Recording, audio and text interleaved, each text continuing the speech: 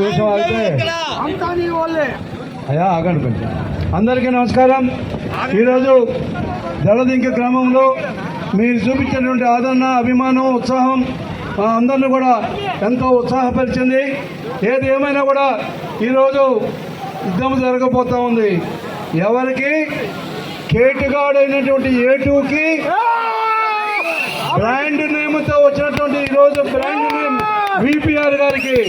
VPR brand name ఈరోజు నెల్లూరు జిల్లాలో ఈరోజు తెలుగుదేశం పార్టీ బ్రహ్మాండంగా ఉత్సాహంగా వచ్చిందంటే విపిఆర్. కాబట్టి ఈరోజు ఒక A2 అవినీతి పరుడు, ఆర్థిక నేరస్తుడు ఒక పక్క, అదేవిధంగా రెండో పక్క సంఘ సేవకుడు, అనేక గ్రామాల్లో అమృత దారించినటువంటి దాతృత్వం కలిగినటువంటి విపిఆర్ ఒక పక్క. మీరే గమనించండి, ఎవరికి ఓటేయాలా, ఎవరికి అసలు ఇంతవరకు మనం తోక చేసి విశాఖపట్నం పంపించాలా?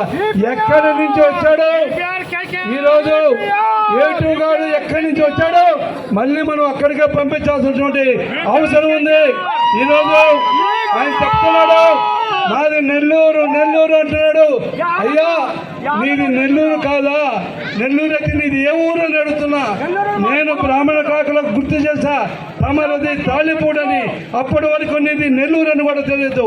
ఈరోజు చెప్తున్నా, నువ్వు నిజంగా నెల్లూరు వాడు అయితే 8 సంవత్సరాల నుంచి నువ్వు ఎంపీ ల్యాడ్స్ నుంచి ₹1 కూడా ఖర్చు పెట్టినటువంటి వాడివి. ఈరోజు ఈ లోకసభకి మరి ఆయన జగన్మోహన్ రెడ్డి గారు A1 గారు మెడబెడితే A2 వచ్చి నెల్లూరులో పడ్డాడు. అందుకని ఇంకేం లేదు.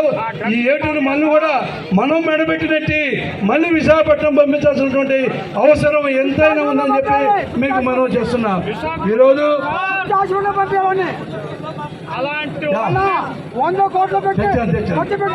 బాబు చెప్తాను. ఓకే, కాబట్టి ఒకటి ఈరోజు ఇద్దరు ప్రముఖులు మనకు మధ్య వచ్చారు. ఒకటి గౌరవనీయులైన వేమిరెడ్డి ప్రభాకర్ రెడ్డి గారు. ఆయన రాజకీయాల్లోకి వస్తారని కూడా అనుకోలే. దాదాపు 15 సంవత్సరాల నుంచి అనేక గ్రామాల్లో వాటర్ స్కీమ్లు ఇచ్చారు.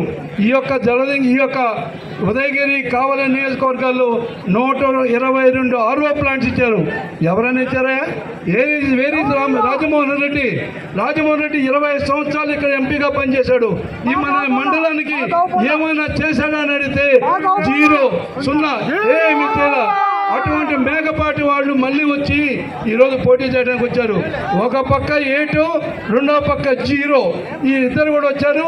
యువతల ఇద్దరు సంఘ సేవకులు, ఒకటి వేమిరెడ్డి ప్రభాకర్ రెడ్డి గారు, రెండవది కాకల సురేష్ గారు. ఇద్దరు మంచి వాళ్ళు వచ్చారు. కాబట్టి మనం అందరం కూడా ఓట్లు వేయాల్సినటువంటి విషయం ఉంది. ఇంకొక విషయం ఏంటంటే, ఈ మండలంలో ఏదైనా అభివృద్ధి చెందిందంటే చంద్రబాబు నాయుడు గారి నాయకత్వంలో ఉన్నటువంటి తెలుగుదేశం ప్రభుత్వంలోనే జరిగింది. మీరు ఈ గ్రామంలో చూస్తే ఇటుపక్క హాస్పిటల్, ఇటుపక్క మరి బస్ స్టేషన్, అదేవిధంగా సబ్ స్టేషన్, అనేక కార్యక్రమాలు ఈరోజు జరిగినటువంటి కార్యక్రమాలు ఈ మండలంలో ఉన్నాయి. అదే ఈ పక్క హాస్పిటల్ కూడా ఉంది. సో ఈ మండలంలో మ్యాక్సిమం పనులు చేసినటువంటి అది ఒక తెలుగుదేశం ప్రభుత్వంలోనే చంద్రబాబు నాయుడు గారి నాయకత్వంలో జరిగింది. ఏదేమైనా మళ్ళీ మనం అందరం కూడా వేమిరెడ్డి గారిని, అదేవిధంగా కాకర్లను గెలిపించుకుందాం. మన రైతు బాంధవులుగా వీళ్ళిద్దరికి పేర్లు తెచ్చుకునే విధంగా రైతులకు అనేక సమస్యలు ఉన్నాయి.